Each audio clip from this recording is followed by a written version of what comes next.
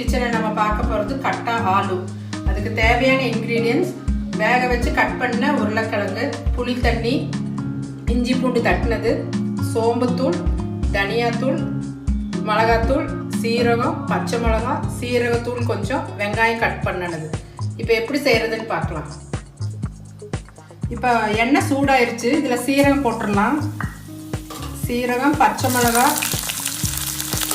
இஞ்சி பூண்டு தட்டினது போட்டு வதக்கி விடுங்க.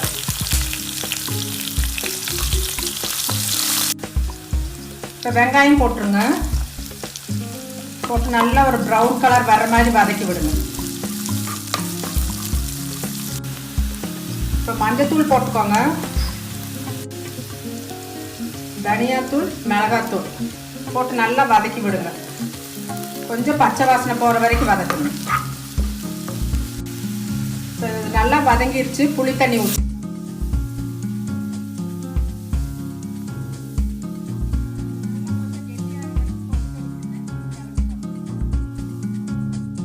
உப்பு போட்டுருங்க.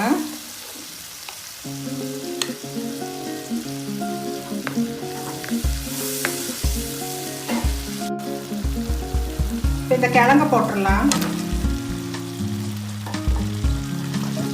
போட்டு நல்லா கிளறி விடுங்க.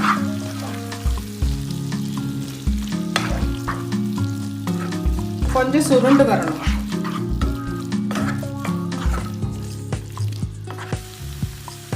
இப்போ சீரகத்தூள், சோம்புத்தூள், கொஞ்சம் பெப்பர் பவுடர் போட்டுக்கோங்க கடைசியாக. போட்டு நல்லா கிளறி விட்டுட்டு ஆஃப் பண்ணி எடுத்துடலாம். இப்போ நான் கொஞ்சம் இது ட்ரையாக பண்ணியிருக்கேன். நீங்கள் கொஞ்சம் செமி கிரேவி எடுத்து சப்பாத்தி பூரிக்கு கூட சாப்பிடலாம், நல்லாயிருக்கும். இதில் ஹைலைட் வந்து இந்த புளி தண்ணியுமே இந்த கடைசியில் இந்த தூளெல்லாம் போடுறது தான், நல்லா டேஸ்ட்டாக இருக்கும். இப்போ கடைசியாக மல்லித்தலை தூவி ஆஃப் பண்ணிடலாம். பிளேட்டிங் பண்ணிடலாம். இப்போ கட்டா ஆலு ரெடி ஆயிடுச்சு. டிஸ்பிளேயில் பார்க்குறீங்க. ட்ரை பண்ணி பாருங்கள். லைக் பண்ணுங்கள், ஷேர் பண்ணுங்கள், கமெண்ட் பண்ணுங்கள்.